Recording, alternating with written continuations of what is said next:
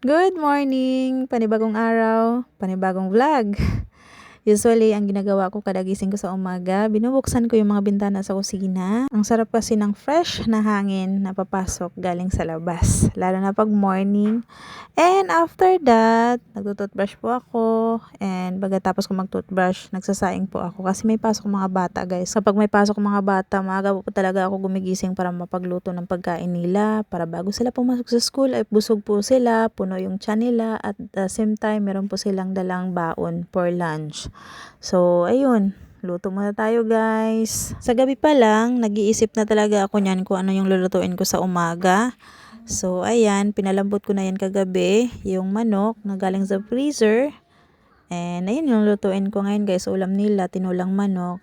And ayan si Sander, kakatapos niya lang maligo. Siya lang yung papasok, guys, kasi si Saidin at saka si Sian, si Kuya JP, may bulutong pa sila, kaya hindi pa sila makakapasok. Pero pagaling na po yung bulutong nila, baka Monday, papasok na sila niyan. Ang papasok lang si Yana at saka si Sander. So, ayun. Kaya tinula po ang lulutuin ko para makapagbaon po sila ng ulam na may sabaw. So, luto po muna tayo, guys.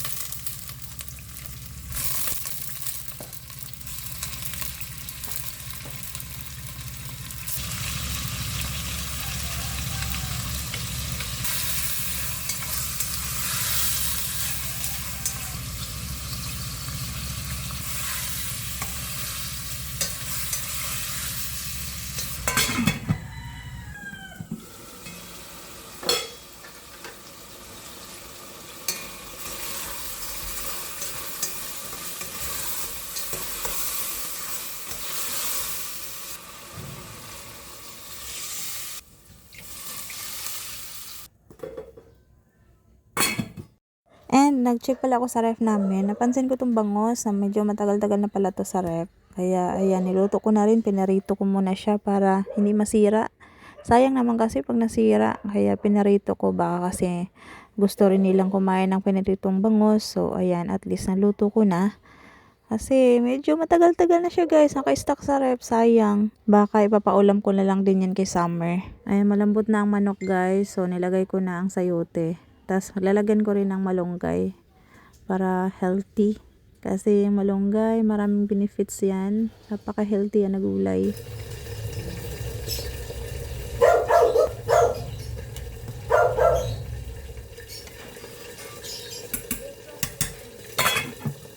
So, habang pinapalambot ko yung tinulang manok na niluluto ko, pinapaliguan ko rin si Yana. So, ayan, sabay natapos ang pagluluto ng tinulang manok, paligo kay Yana. And ayan, pinapakain ko na si Yana, niluto na ang ulam. Sabay-sabay, di ba? Ganun ako sa umaga, multitasking ang person. Oh my gosh. Sobrang aligaga ako sa umaga, lalo na pag lahat sila papasok. Kaliwat kanan talaga. Kung pwede pa lang maging 10 yung kamay ko, gawin ko.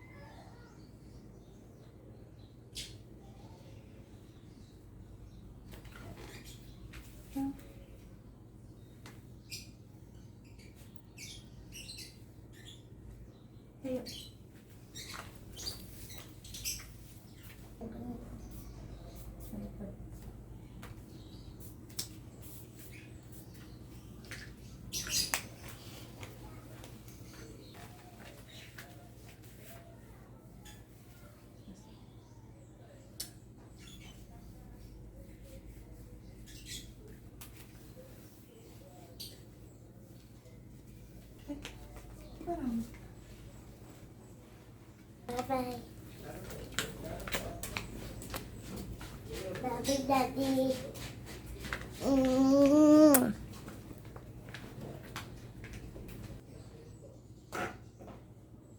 Maghatid mo na ako kaya na guys.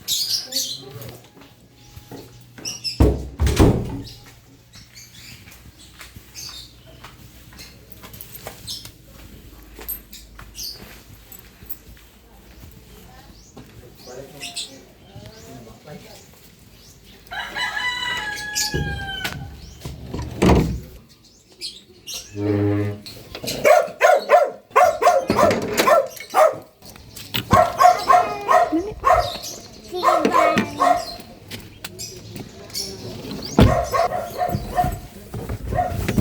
Mama. Nung color pen, nung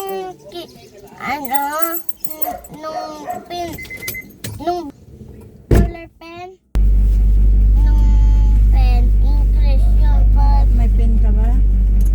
opo, may color pen ako. Saan galing? Binili ko nung pala na, makulor ko nung mabilis na. Saan na? Nasa pencil case ko. Mame?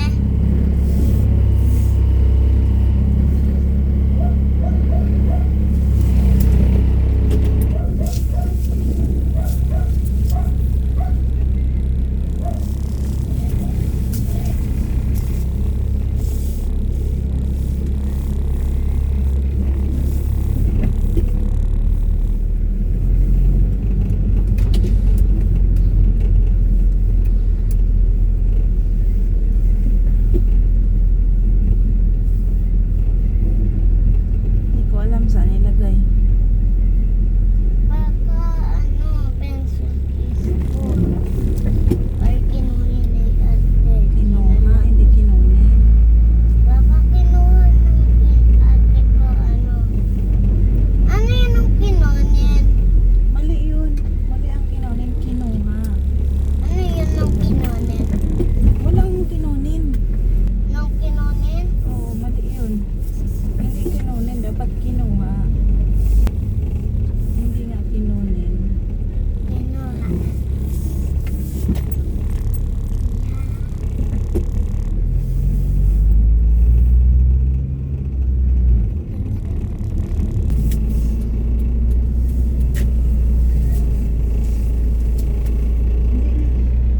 Hindi na maganda.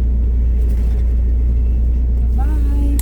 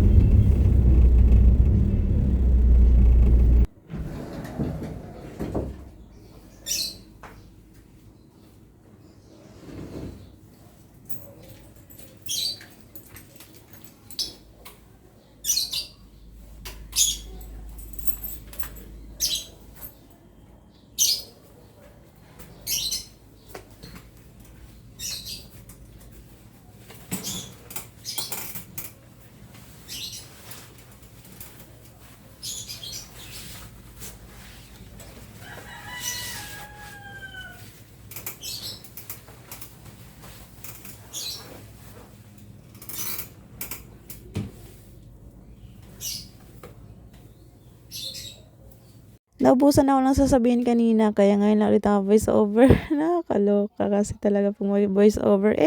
Ang haba-haba kasi ng video na to, kaya naubusan ako lang sasabihin. So, yan guys, inayos ko lang yung buhok ko kasi Magjo-duty na rin pala ako dyan. 7:30 na ako mag-uumpisa duty. So, work from home pala ako, guys. Tatalian ko na lang muna ang buhok ko mamaya na kasi ako maliligo pagkatapos ng duty ko. And kagabi naman nakaligo na ako. Wala namang aamoy sa akin kasi ako lang naman dito.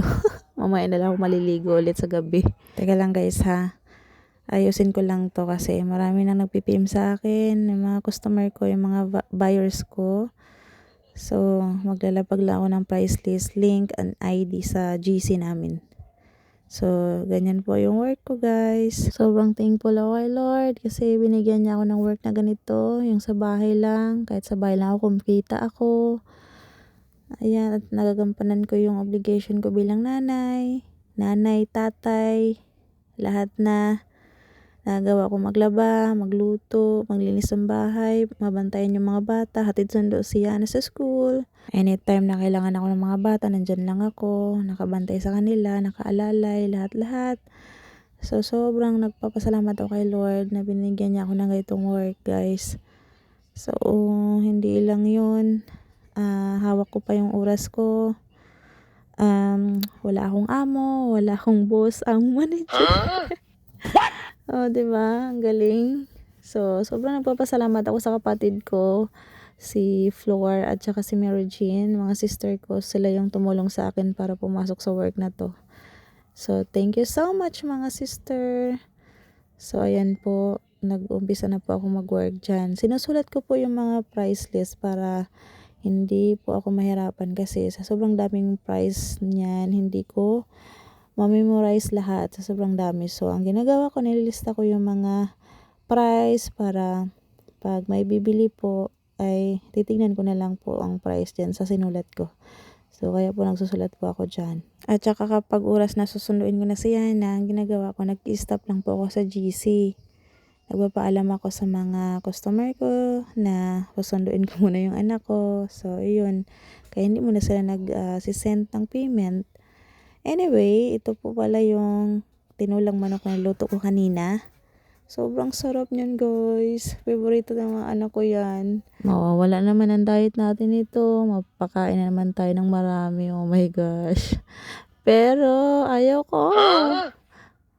Magkakape na lang muna ako.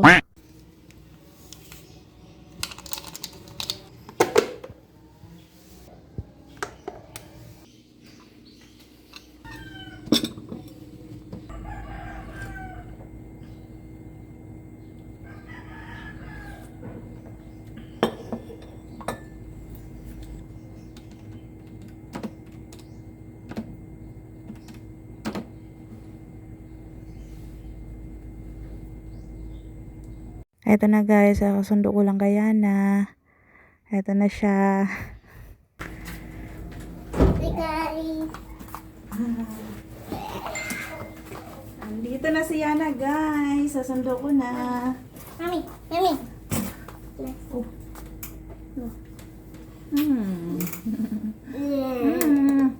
How's your school? Kailang Anong ginawa niyo sa school? sayaw po at nakakain. Kumakain. Ano nangyari sa labi mo? Palit na ng damit. Ayan, back to work na tayo. Hindi ko alam. Kaya ano ba yun yan? Ayan. Good morning, Saidin. Good morning, Saidin. Kain ka na.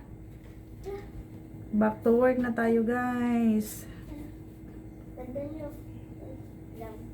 Tama sa mukha. Ito. Tina. Kita mo? Hindi. Hindi. Kita mo. Pag pinapas mo po, hindi. Ino! Ino? Hindi. Ino?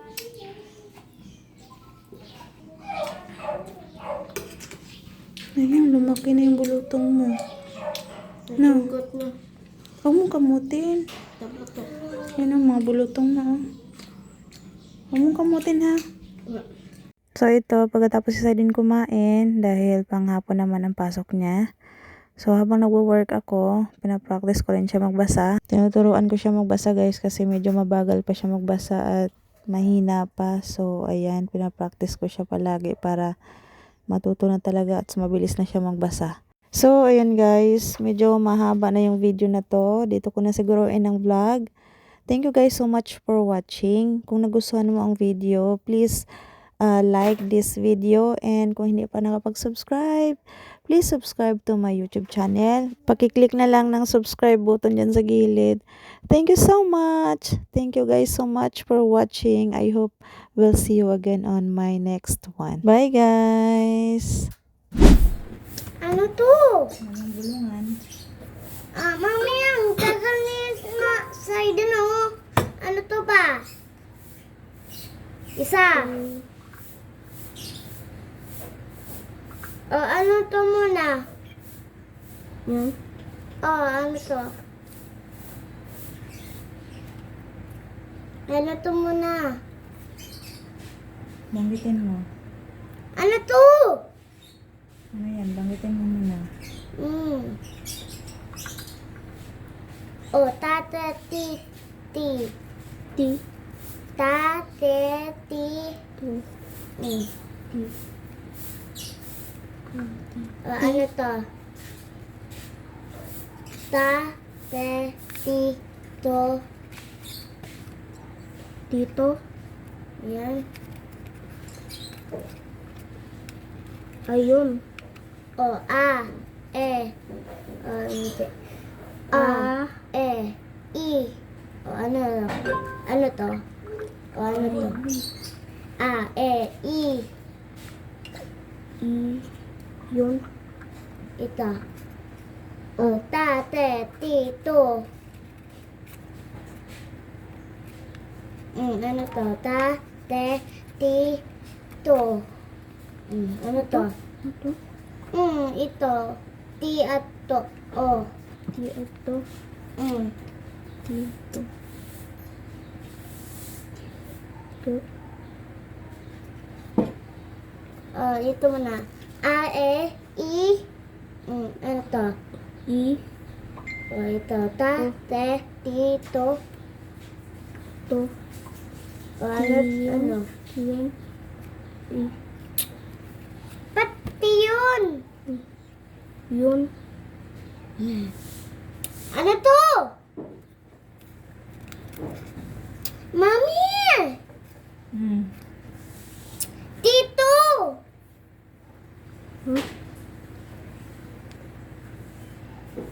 Ito. Ito. Ito. Tito! Ito. Ito! Ito nga.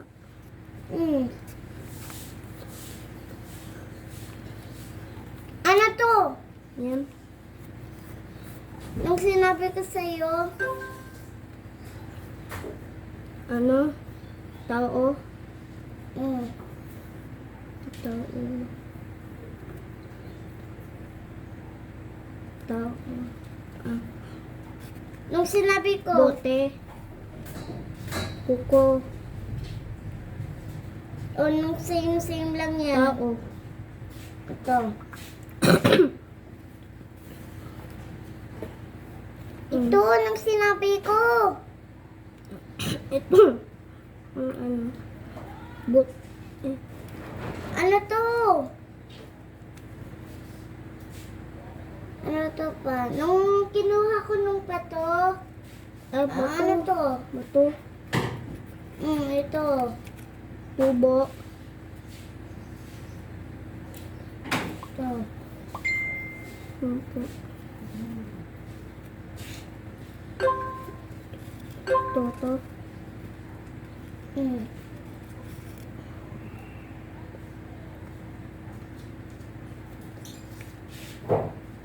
Nung sinabi ko, nung tinawag ko kay ate, Ate.